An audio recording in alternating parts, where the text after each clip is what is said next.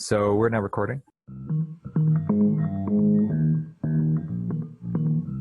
Yeah, so this is the CodeBuddies walkthrough to dive into SourceCred. So first I'll just tell you a little bit about what SourceCred is and kind of why we're making it.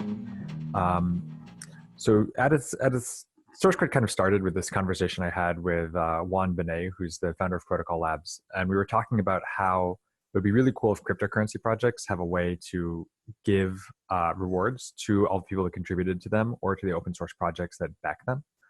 But it's really hard to figure out how to do that because you don't know, like given that somebody sent in 7 pull requests, like how much of the reward should they get? Like how can you do that in kind of a fair and transparent method? And you could do it, if you think about how companies do it, like oftentimes people negotiate up front about how they get paid. And it often is more based on like your negotiating skill than necessarily the value you can add. And it's very like centralized and hierarchical. So it's not a great fit for open source. And the idea of SourceCred is like, what if we had a system where you could look at every contribution in a project and understand how they relate to each other? Yeah, then you could have this like map of all of the contributions to a project. And we think of this as a credit attribution system. So it's sort of like we have this general, really complicated thing that a bunch of people worked on together. In this case, it's an open source project. And we want to kind of figure out which contributions are valuable so that we can reward them. And this is a case of a really general problem, which we've been calling the credit attribution problem. You see it come up in like science where people use paper citations to try and figure out who's made the most valuable contributions. You see it in businesses where people have like OKRs and performance reviews. And in general, I think it's a really high leverage problem to work on because if you can find out the right things to reward, then you can create really powerful incentives to, like in this case, build better open source projects. So I'm going to show you, and then I can show you some examples of SourceCred in action. Yeah, so this is the SourceCred landing page over at sourcecred.io. And here we have a couple examples of prototypes. So let's look at SourceCred on SourceCred. So you get here and you need to analyze, you need to kind of load some data. And then what this is showing us is it's showing us how much score everyone has on SourceCred itself. So if we start to dive in, we can see, okay, William Chargan has the most cred. He's got 520 cred. And then I'm kind of like right behind with 450 cred. And one of the key values for SourceCred is we want it to be both really transparent and really kind of grounded in the specific contributions that people have made. And so for that reason, you can always expand and see where the cred came from.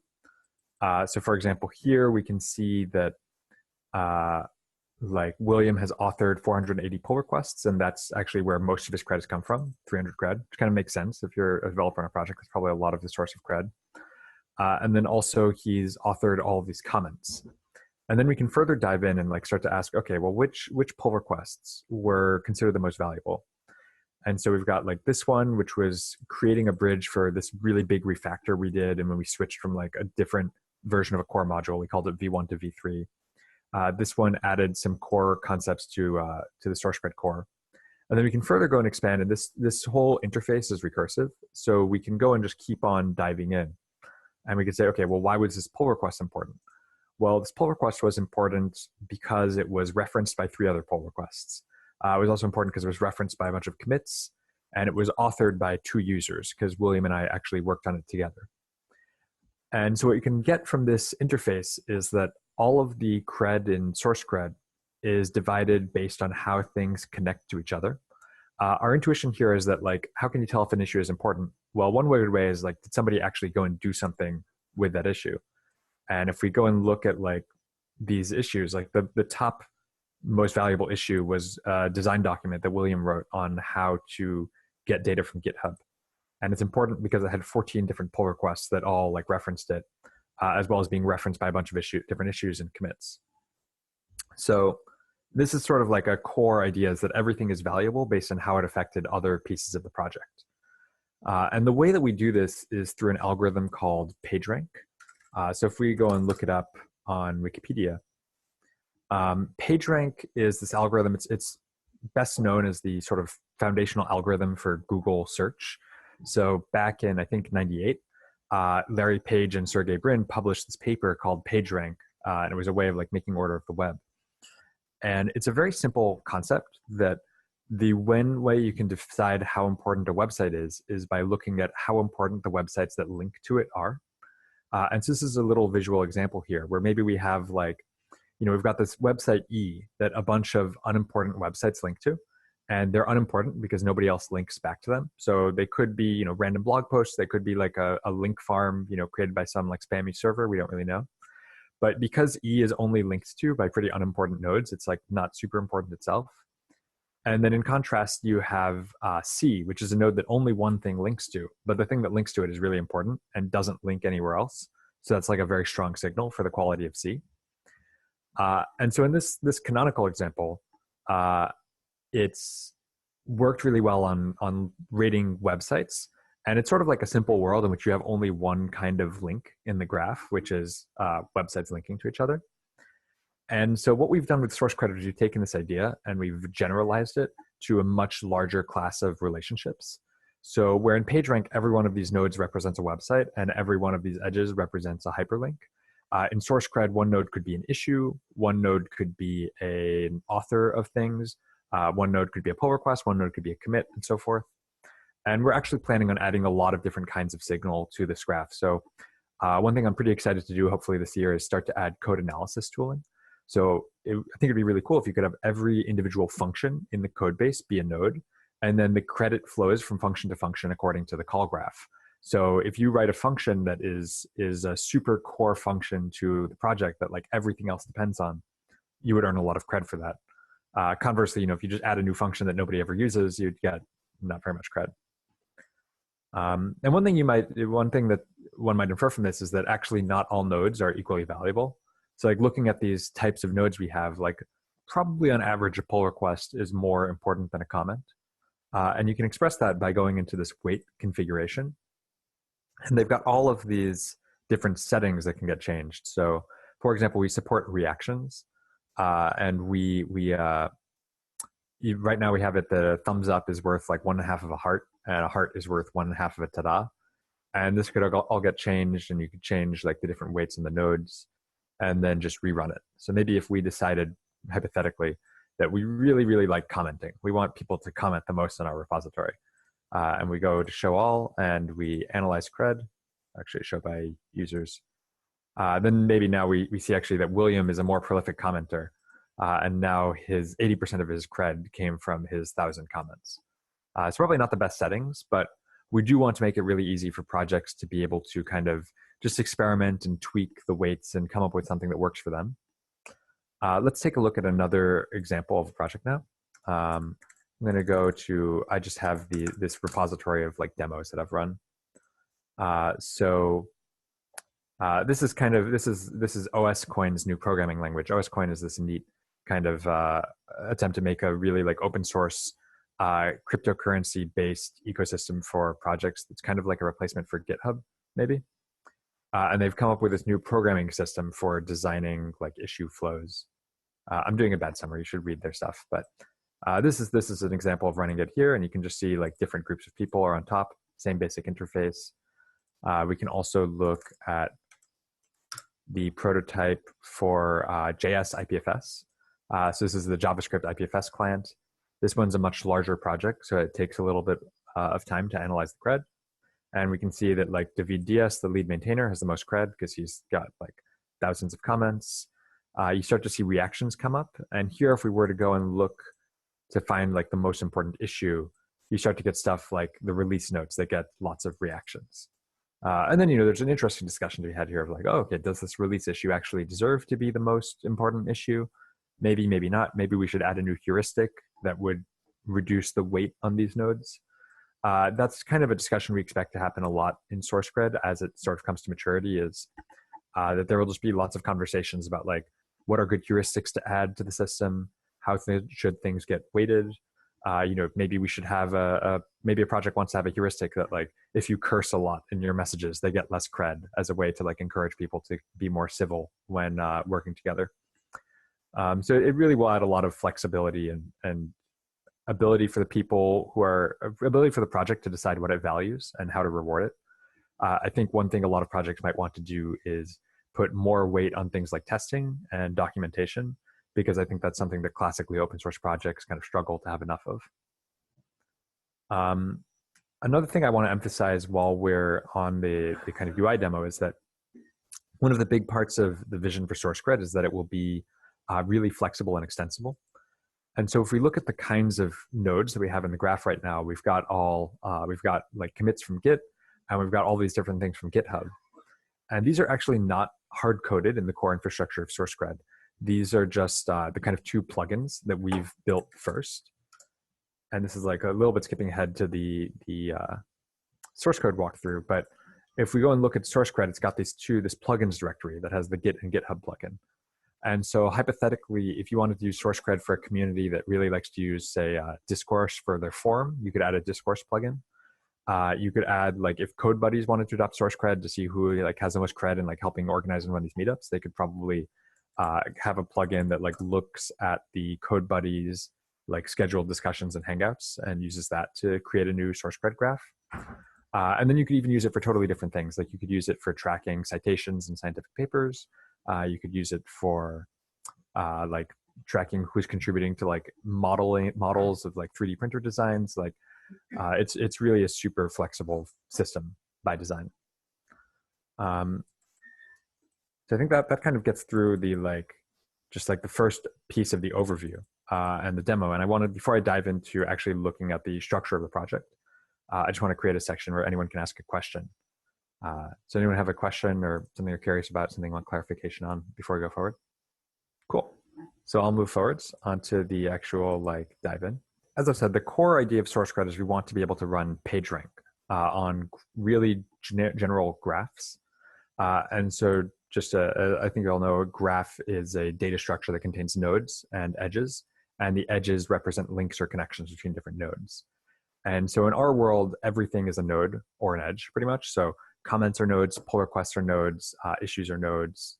In the future, functions will be nodes, maybe lines of code will be nodes. Some of the details we still need to figure out. And so as a consequence, one of the core concepts in SourceCred is this graph. So we have a graph module here in SourceCred/source/core. And one thing that I'll note about this project is we use Flow.js for static typing.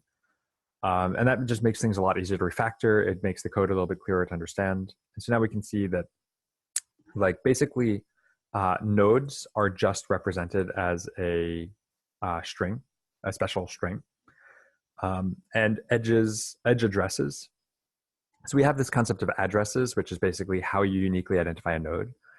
The graph, all the graph does is it keeps track of what node addresses are in the graph, and it keeps track of what the connections are between addresses. So it's important to note the graph doesn't have any additional information. So if we are thinking about Git commits, the graph doesn't have the author of the commit or the commit hash explicitly. It does have connections where the Git commit will be connected to the parent and it will be connected to the author. But it's just really a simple data structure. So we have node addresses and edge addresses, which are both special strings. The edges are going to have an address, which is the address of the edge, as well as a source and a destination, which are where that edge points to. And then we just kind of get into the graph API.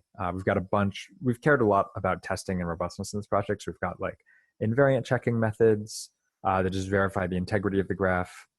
But the core API is stuff like add a node that mutates the graph, or remove a node. Then you can check whether it has a certain node. You can get all the nodes back out of the graph.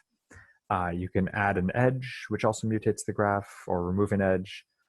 There's this really useful neighbors method that lets you filter. So it basically finds all of the nodes and edges that are adjacent to a particular node. So you give it a particular node and you give it these neighbors options.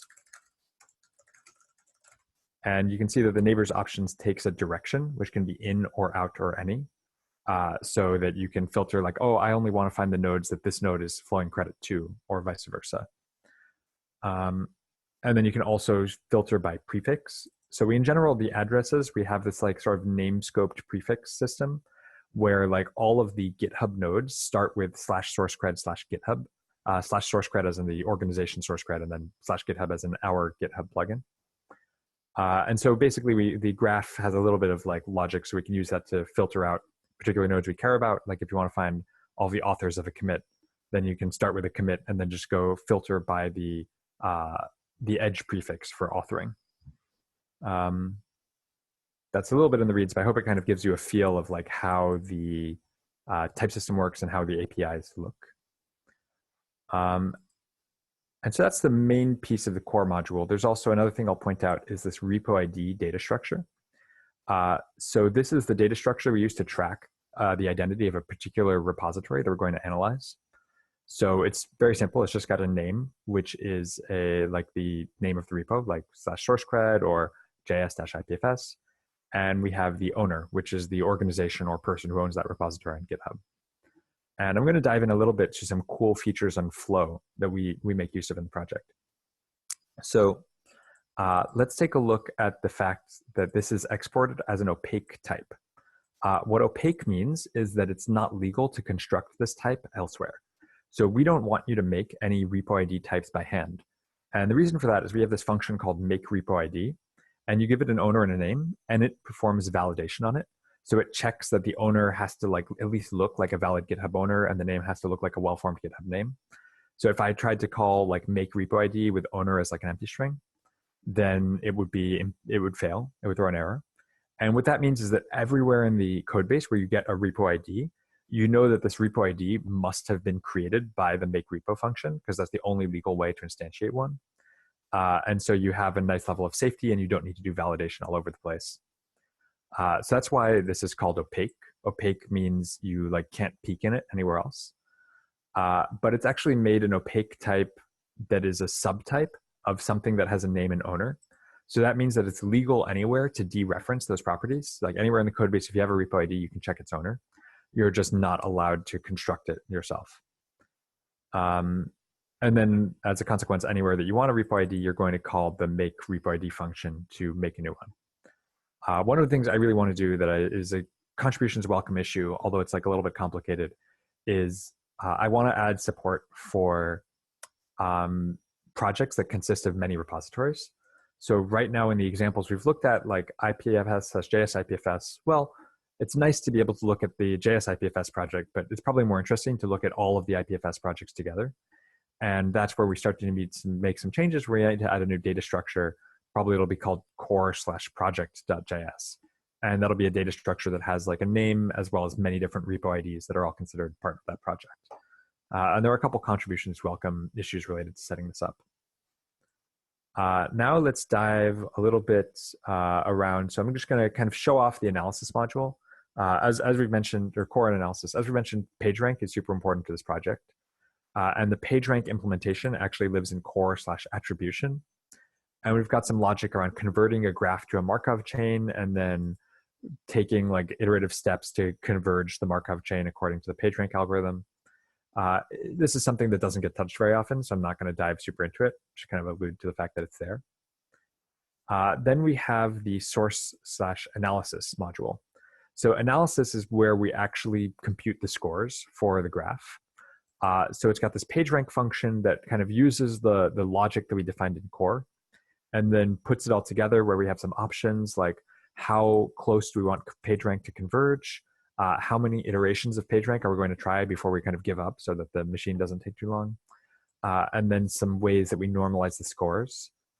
When you look at the scores here, you'll see that the scores are actually normalized so that all of the users always have 1,000 cred in aggregate.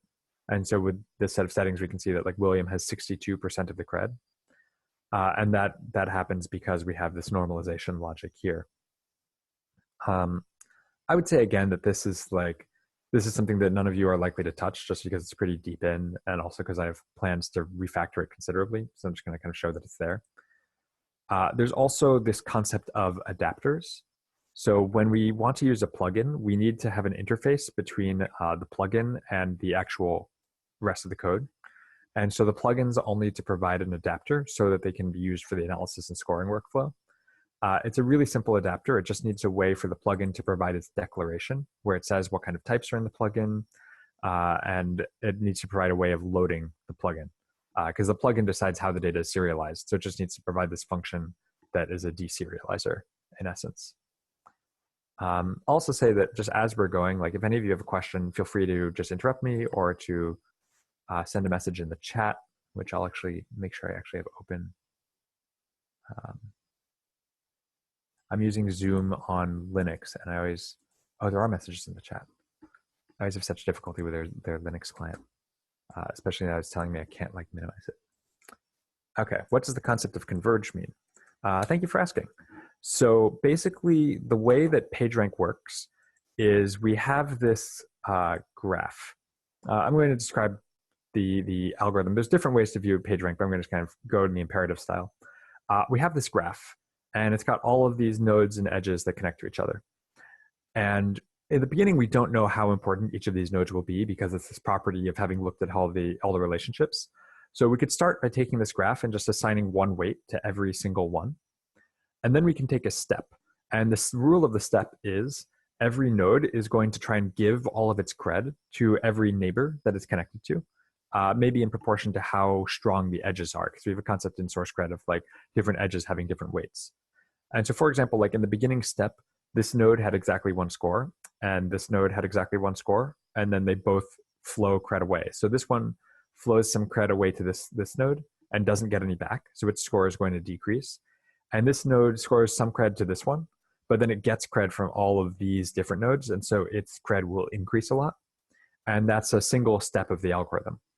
And we keep on going until we reach convergence, which is when you take a step, it basically doesn't do anything. So if we go back to the PageRank options, which I think I have over here, where did it go? Analysis, that's right. So this max iterations argument is how many steps you're willing to take before you give up. So by default, we're willing to try 255 steps until we stop. And that's just because we don't want the front end to lag too much if it's for some reason the graph is like really having trouble converging. And this convergence threshold is when we stop early. So once we get to a point where when we take a given step, it modifies the distribution by less than 1 part in a million, or yeah, well, less than 1 part in a million. At that point, we just consider it done. Does that answer your question? Cool. So now we'll get to the part of the project that's probably the most accessible, especially if you're a web developer, which is the Explorer. So the Explorer is basically this module here, this whole interface. It consists of a few major parts. So when we first load it, we're just seeing the Explorer, which has this like thin wrapper over loading a graph. Then we click Analyze Cred. I really want to get rid of this button, and I really want to make it so that it just immediately shows all the results. And it's just a relatively complicated work in progress. So we've got this Explorer wrapper on the top, and that is just corresponding to this simple little module called app. It's pretty small, as you can see, only like less than 200 lines of code. And it basically just coordinates loading stuff, loading data and providing it to other components. So it's render, it creates this state transition machine. I'll kind of get into this a little bit. And it then returns an app. And it's got some render logic here that like, okay, if we have evaluated PageRank, if the state is equal to PageRank evaluated, then we're going to create this PageRank table component, which is actually the table that showed us, let us like dive into the cred. And it's going to return a div that has like some, overview, like the link to what is cred. It's got a feedback URL. And then it also has the button and puts in the PageRank table if it's available. I mentioned this concept of a state transition machine. This is kind of an experiment in a way to like keep the front end really easy to reason about and really easy to test. A little bit of personal history. I worked on this, a number of the other projects I've worked on. I didn't invest enough in front end testing in the beginning. And I found that like if you don't start testing early, it's really hard to add good tests later. And I would get into the state where like I'd put off testing every month because it's like, no, I need to like hit the feature goals for this month. Like I can't like spend the time testing it. And then some point a year in, I was like, oh my God, like this thing has regressions all the time and I can't figure out how to test it because it's so complicated at this point. So we made a really concerted effort to start testing SourceCred from the beginning and start factoring it in a way that it's easy to test. So this state module just encapsulates like what the state is for the Explorer. And it does it in this really functional style. I haven't used Redux, but I suspect that there's kind of some structural similarities to Redux in the sense that you only get to mutate the state with like these well-defined functions that are pretty thoroughly tested and don't have side effects. And then that actually, or don't have side effects except for like loading data. And so I don't think it's actually super important to dive into all the details of this module so much as just to kind of explain the general idea. So it's got functions like it loads a graph and that returns a promise of whether or not it was successful. And then, you know, it goes and changes the state with the new information, like the new graph that came back. It's got a pointer to run PageRank, and then it runs the PageRank function and goes and sets the state to have the results of running PageRank. And I mentioned testing, so let's just take a quick look at the testing. We have the state test module, and it's a pretty, you know, we're using Jest for testing, which I think is should be pretty common and familiar to React programmers. And we've just got lots of tests like, okay, you know, when can you call load graph? Does it pass thread arguments down? Does it set the loading status immediately? Does it change the state on success? Does it set the loading state properly when the request fails? All this kind of stuff. And similarly, we have some tests for the app. But in some sense, the app is actually the least interesting part here because it's really a wrapper. And then where we get the really interesting part is this actual PageRank table. So this is going to show a bunch of different things. It has this filter select that lets you filter by a particular type of node in the graph. It's got this weight configuration piece that lets you change the weights on individual types of edges or types of nodes. And then it has these rows. And each row can kind of expand, and it actually goes through 3 different levels. So at the top level, it's showing a node. Each of these corresponds to a node in the graph. Here, we're showing, if we were to show just all of the edges connected to that node directly, it would be like a huge mess because in many cases, things will have hundreds of edges. So this is called an aggregation row, and it just collects edges of the same type. So it groups all of the to-dos together. It groups all of the, let me show something that has more connections. Like it groups all of the pull request reviews together, it groups all the comments together. And so we can find that all inside of this PageRank table folder. So at the top level, we have this table, which just creates the whole table. We can see it's got these props that it passes down. It's got the PageRank node decomposition, which basically has the scores for every node, as well as where that score came from. It's got the adapters, which are provided by the plugins so that we can see, so we can get stuff like rendering like the name or like providing the link for the pull request rather than just some weird block of text. Then it's got some type information. That's the types of how we weighted, what are the weights here is put in the weighted types. And then the top level table basically renders, let's see, render table method.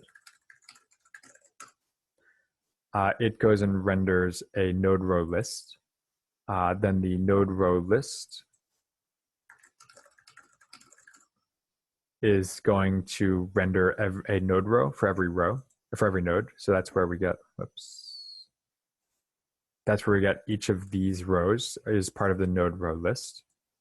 And then the individual node row just has, it kind of extends, oh yeah, it's got this table row concept. So we reuse the table rows across all these different things that have rows.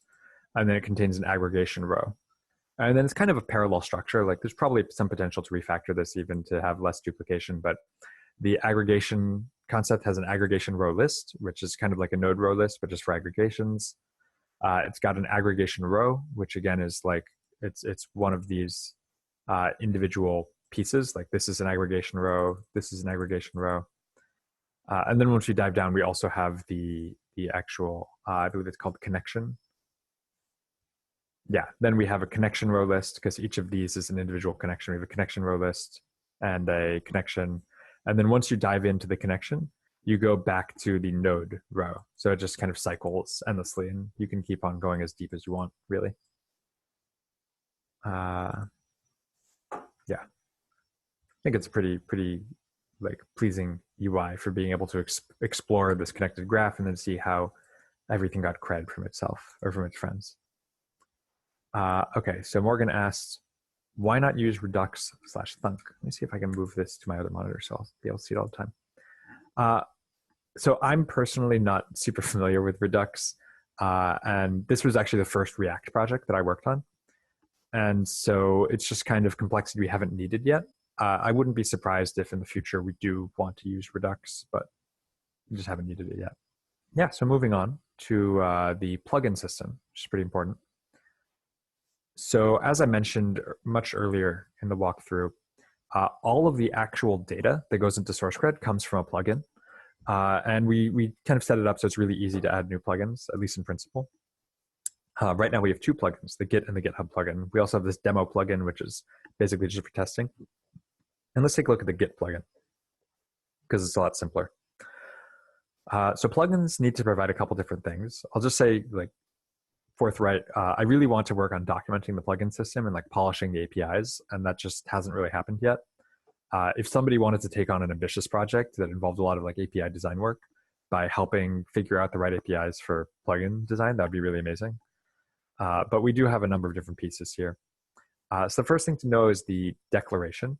So every plugin needs to basically provide what is the name of the plugin, what is the prefix address that every node in the plugin is going to have. So in the case of the Git plugin, it's /sourcecred/git is the prefix for that plugin, and that's the same for the node and the edge. And then provides a list of types. And each type has a name. It's got a plural name because we need that in the UI. It's got a prefix, which is how we can identify whether a node is of that type by just testing whether, you know, the node /sourcecred/git/commit/ 1, 2, 3, 4, 5, 6, 7, 8 would be an instance of the commit node type, because the commit node has the prefix /sourcecred/git/commit. And we can see that if we go to this like nodes file is where we'll actually see the prefixes. Yeah, the commit type is commit prefix. Yeah, I would really love to like refactor all this code so it's a little bit easier to explain, because it just hasn't been a priority. There's also this analysis adapter, which is where the plugin needs to provide, I mentioned earlier that to do analysis, you need to provide your declaration, and you need to provide some logic for loading the graph for that plugin. And so that all lives here. And it's very simple logic, right? You just need to like read the right file in the SourceCred directory. And then there is also an app adapter. So this should really be called an Explorer adapter, actually. And here we need to provide a little bit more information, specifically, like we need to provide a method for how we come up with a description string for a node. So the reason that we're able to show a link to the pull request, as well as these like diff stats and the title of the pull, is because the GitHub plugin has a node description method here. I would say that right now, like adding more plugins isn't a super high priority, so it's unlikely that any of you will work on this immediately. But I think as the project matures, adding new plugins will be a major way that people interact with SourceCred. Finally, there's the website. So that's source/homepage. And that's actually just this website here, sourcecred.io. It's got like a mission or a roadmap and an overview of SourceCred, which I'm actually planning on rewriting because this was last updated several months ago. It's got these like links to the prototype. It's got a link to our GitHub and such. And that all lives here in the homepage. I would like to start pulling SourceCred apart into different repositories, maybe. So for example, I think the homepage would be a really good one to pull out into SourceCred/homepage. Just so people who want to develop on the homepage don't need to like have all the dependencies and the complexity of SourceCred itself. But that's kind of a medium priority to do. I think that's it for my code walkthrough, like design and code walkthrough piece. So if anyone has a question, feel free to say so in chat. But meantime, I'll progress to actually getting SourceCred set up. So here I'm just on, I cloned SourceCred. In fact, wouldn't it be interesting if I just make a new clone for this?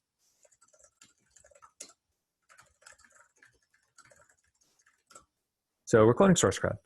The first thing we need to do is we need to have Node installed on our machine, and we also need to have Yarn, because we use Node and Yarn for dependency management. Or sorry, we use Node because it's a Node project, and we use Yarn for dependency management.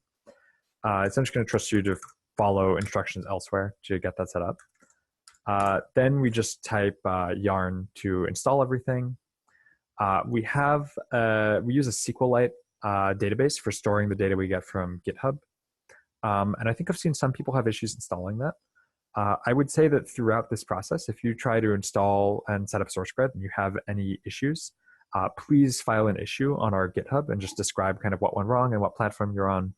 And I really want to make SourceCred easy to contribute to. So I'd really value your feedback and just kind of what problems came up so we can fix them together.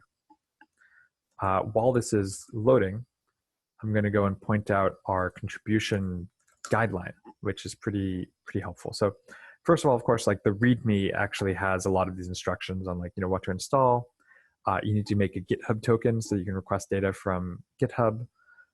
And for Mac users, there's a little bit of extra complexity. We don't have like perfect support. You need to get a slightly different like implementation of some of the utilities. This is just for testing purposes. So if you don't follow these instructions, I think that some of the tests may fail. This is one of those things where if you have any issues, please post, and then we'll work together to fix it, because I know that a lot of people develop on Mac, and I really want to make that experience work well. We also have these contribution guidelines. Contributing guide, there you go. This has just a lot of thoughts on like how we tend to do things in this project. We have a lot of different testing that works. And I'll kind of walk through that all in the next couple minutes. I'll also point out our commit style and our pull request style. We try to make a really good effort to make every pull request be kind of small and well described. And so I'm just going to pull two kind of at random. Yeah, so this pull request, I just made some performance tweaks to make SourceCred a little bit faster. And you can see how it's got like a nice little description of like why this change happened and what the effects were. We try to have every commit have a test plan, which is where we describe what are the steps required to ensure that the commit is correct. Often the test plan is just run yarn test, but sometimes, or in this case, run the full test suite, which has some extra tests like testing, getting data from GitHub. But sometimes, we'll change the UI, and then the test plan will involve like actually going into the UI and making sure everything looks correct. You'd be amazed at how often writing a test plan causes you to catch bugs or realize you didn't test things as well as you should have. So now we actually have our SourceCred setup. So let's first talk about flow. So running yarn flow is what will actually do the type checking in the project. It takes a little bit of time the first time you start it up. That's to be expected. And it's super helpful, especially for refactoring, because it will just give you nice errors every time you did something weird. So right now we have no errors, but let's say that we went and wanted to change something. So let's look at repo ID maybe. And let's say that I was like, oh, actually every repo ID should have a description. So I'm going to say it has plus description, which is string. Put there and there. And I actually have editor integration, so you can already see that I'm getting some flow errors here. But if I type yarn flow, then it will go and give me a list of issues where the property is missing. So that's flow. We also use jest for testing. So we can do yarn unit to run those tests. And that will run every single test in the project. Or maybe I'll just run the ones that may have been changed, I think. I think it tries to do something clever like that. And we can see here that we have all of our tests passing, because this didn't actually like break the implementation, it just changed the type signature. Yeah, okay, so I think that did run every test. And you can follow the instructions for jest, but you can do yarn unit and like dash watch if you want to just see the test continually running. We also, so an important thing to know is that we use Prettier to keep our code looking really consistent. And so for example, if I were to go and like, mess up my indentation somehow, Prettier will either fix that for you or complain, depending on how you have it set up. So for me, I have it set up so that whenever I save in my editor, it just automatically runs Prettier. So I just saved and you can see that it cleaned it all up. You can also run, I think is it yarn prettify? Oh, of course I can't. It's hard for me to demo because my editor saves it for me, but I think it's yarn, let's just look at package.json. Yeah, if you do yarn prettify, then that will just clean up everything for you. It's definitely faster if you have an editor integration, because Prettify will do it for every single file in the code base, not just the one that you just modified. And then the most important command, like for developing on SourceCred, is yarn test, because yarn test just goes ahead and runs everything.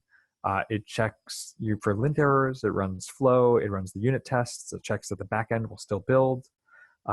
We have a test to make sure that every file actually has flow types enabled.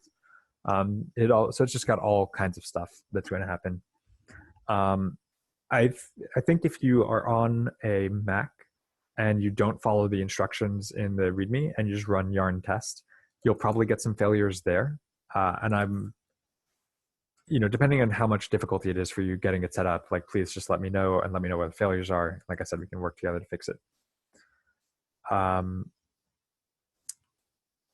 Yeah, one thing I probably should have mentioned in the beginning is, like, SourceCred is still a pretty young project. We've only really had mostly me and William working on it. We've done a lot of effort to make it an easy project, or put it on a really good technical foundation. We've tried to have really clear, like, type boundaries. We've invested a lot in testing, and so I think that'll make it easier for people to get ramped up. But I think there will also be some rough edges and some shortage of documentation. And if y'all get excited to contribute on this project, I would just also love your help figuring out how can we make the project more accessible, how can we make it easier to get into. I've already had some great suggestions from, like, early contributors there. But yeah, so the other thing we're going to want to do, sure, we can test SourceCred. We probably also would really like to run it. So the first thing to do is run yarn backend. And that will just build the SourceCred CLI.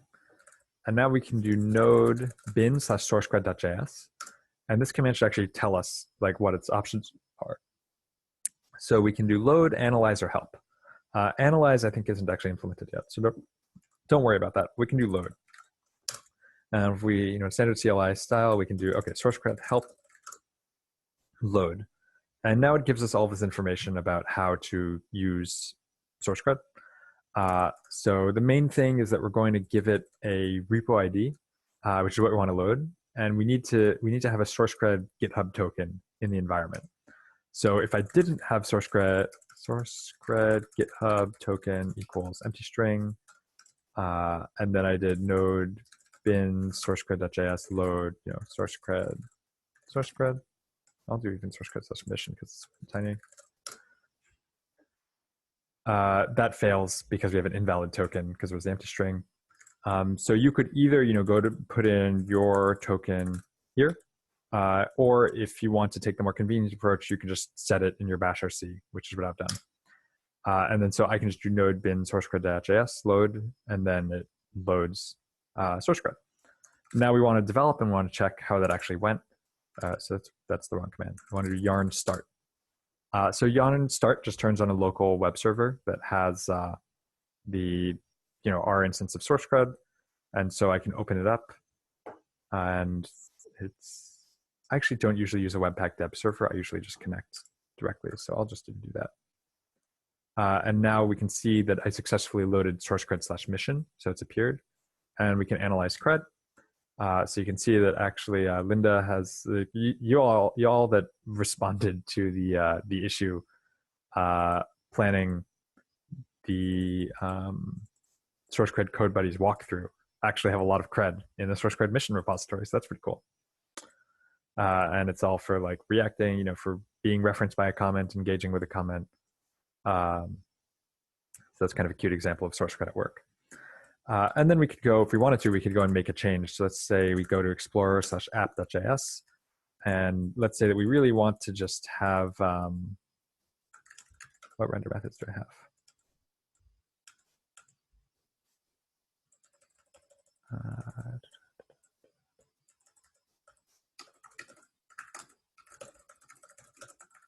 So we can just add here a hello world.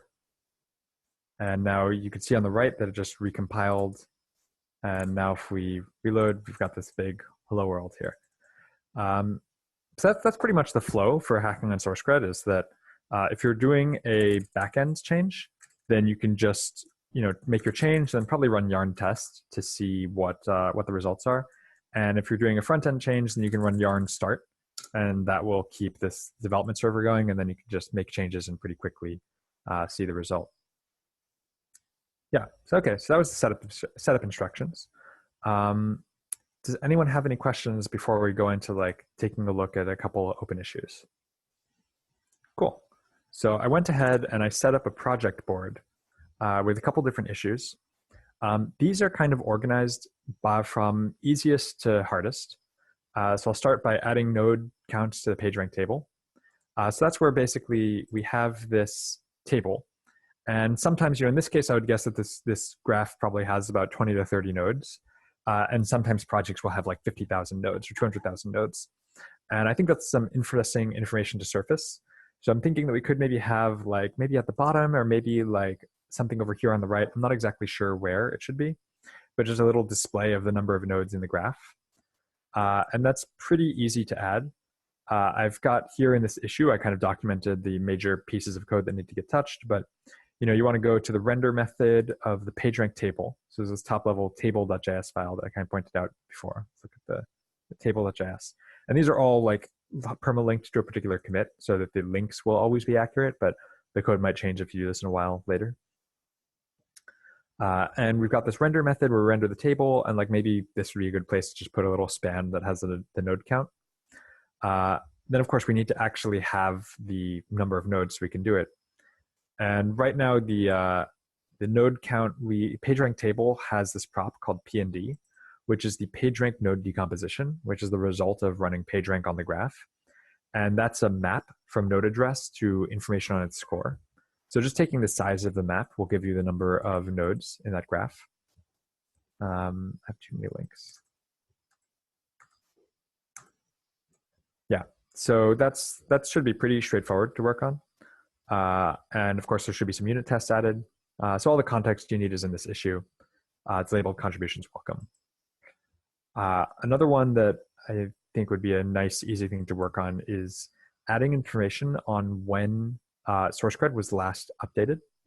So if when the data was last updated.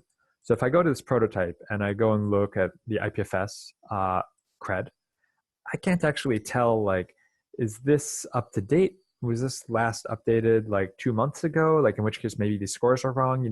Maybe I feel I should be way higher, and maybe it's actually I made all my contributions recently, but this is outdated. So I think that we should show a little like timestamp, like, like last updated on like December 7th or whatever the case may be. And so that's a matter of basically taking the repository registry is this file where we keep track of every project that we've loaded. And right now for every project, we only track the repo ID, which is that data structure I showed off earlier. And I think that in addition to having the repo ID, we could just have a timestamp that's like last updated timestamp. This would be a good, this would be a little one that would show you good usage of flow, because you kind of like can see once you add something, like yarn flow will tell you all the places where it needs to get fixed or updated. But it should be a pretty straightforward change to make. And we've got some discussion here that kind of just talks about all the different pieces of the change, how to like dependency inject the date retrieval function so it's easy to test. One thing that this will change is we have this concept of compatibility. So within the repo ID registry, this is a file we save to disk. And so it's possible that if you have an older version of this file, then you'll have an issue where it's not actually up to date and your load will fail. And so rather than have a super weird, complicated error that comes up there, we instead put a version on every data file that we save to disk.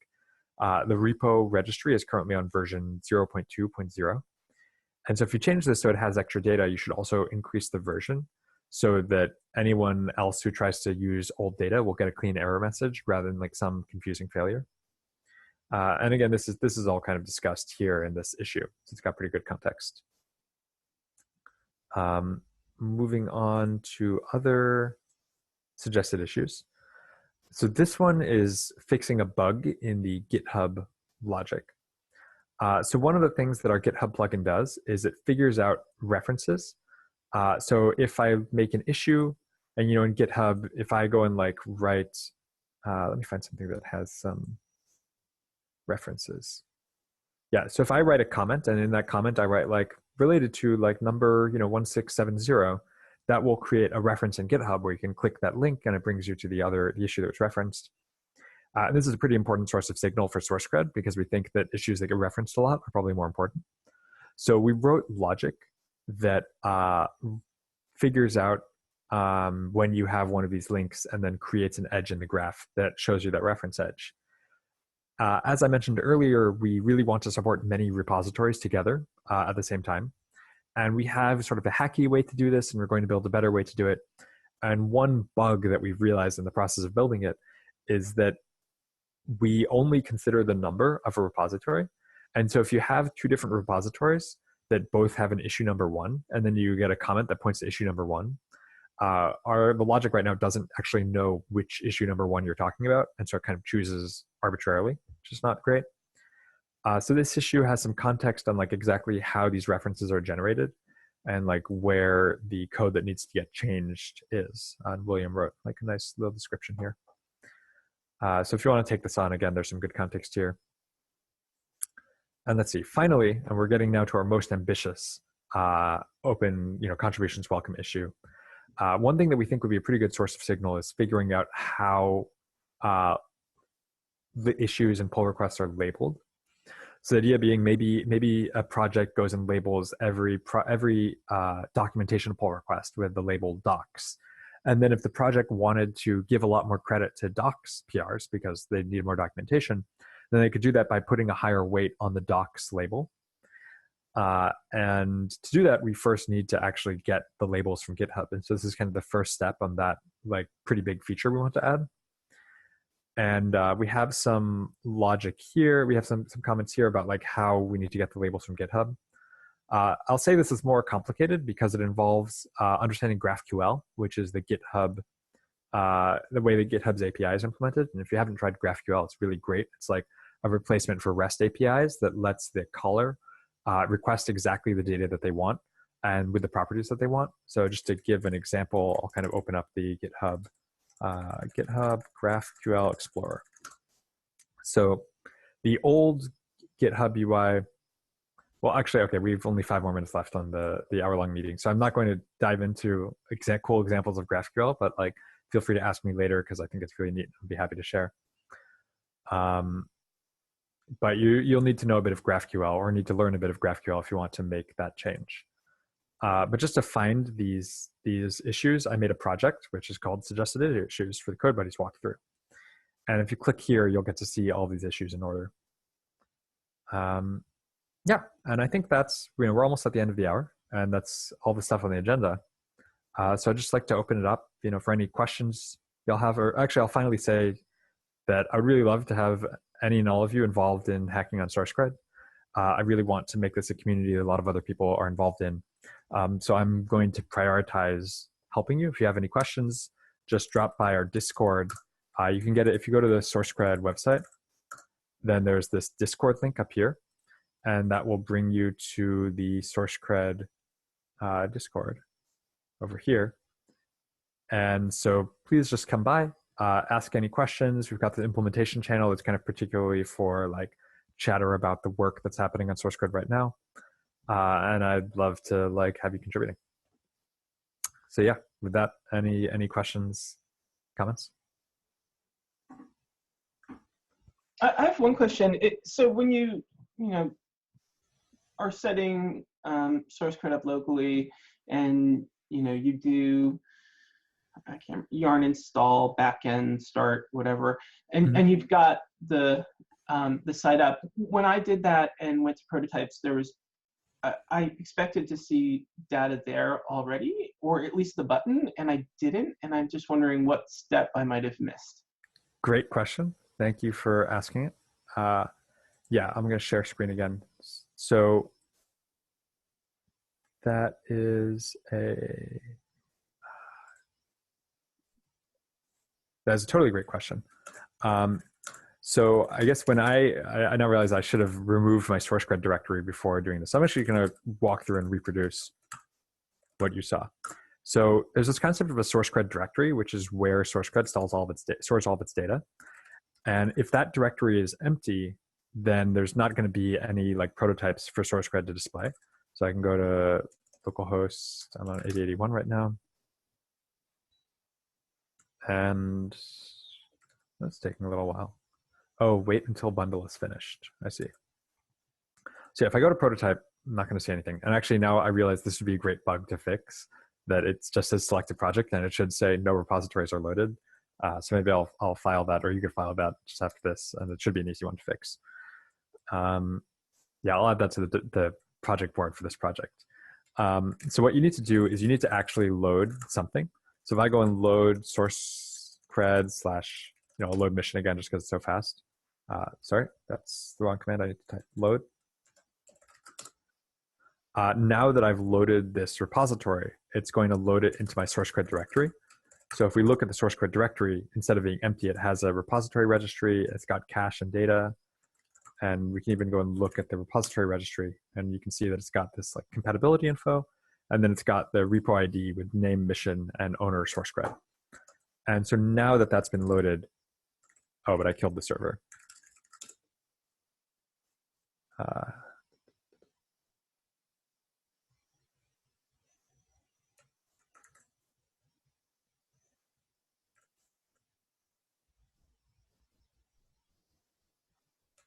Now that's been loaded, we actually have a repository available. So yeah, great question. Thank you for asking it. This was a great walkthrough, really well organized and clear, and thank you for doing it. Yes, thank you for coming.